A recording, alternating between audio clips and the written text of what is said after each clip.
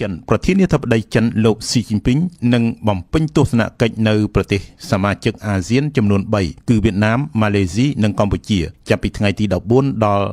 18ខែមេសាឆ្នាំ2025កម្ពុជាគឺជាប្រទេសចុងក្រោយដែលលោកស៊ីនឹងបំពេញទស្សនកិច្ចពីថ្ងៃទី17ដល់ថ្ងៃទី18មេសាតបតាមការអញ្ជើញរបស់ព្រះមហាក្សត្រកម្ពុជាព្រះបាទសម្ដេចព្រះបរមនាថនរោត្តមសីហមុនីមហាជននៅកម្ពុជាបានលើកជាចម្ងល់ថាហេតុអ្វីលោកស៊ីជីនពីងមកដល់កម្ពុជាចំថ្ងៃទី17មេសា2025ដែលចំថ្ងៃខួប50ឆ្នាំនៃការឡើងកាន់អំណាចរបស់ពួកខ្មែរក្រហមដោយបានបង្កសោកនាដកម្មដ៏ធំធេងនៅប្រទេសកម្ពុជានិងដែលប្រវត្តិសាស្ត្របានបញ្ជាក់ពីការបានជាប់ពាក់ព័ន្ធនឹងប្រទេសចិនដូច្នេះតើវាជារឿងចៃដន្យឬយ៉ាងណាដែលប្រមុខរដ្ឋចិនមកបំពេញទស្សនកិច្ចនៅកម្ពុជាចំថ្ងៃ17មេសា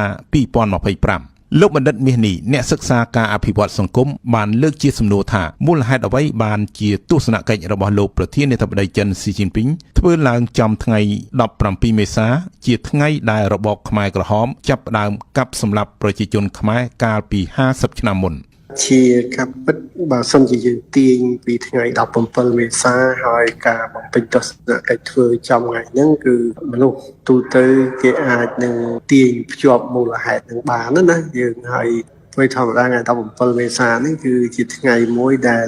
ប្រទេសកម្ពុជាបានធ្លាក់ចូលទៅក្នុងរណ្ដៅនៃការសម្លាប់រង្គាលរបស់របបខ្មែរក្រហមណាបាទប៉ុន្តែក៏យើងអត់ដឹងថាតើហេតុអីបានជាទស្សនកិច្ចហ្នឹងគេធ្វើចំថ្ងៃហ្នឹងតើវាជាការស្នើសុំរបស់រដ្ឋាភិបាលយើង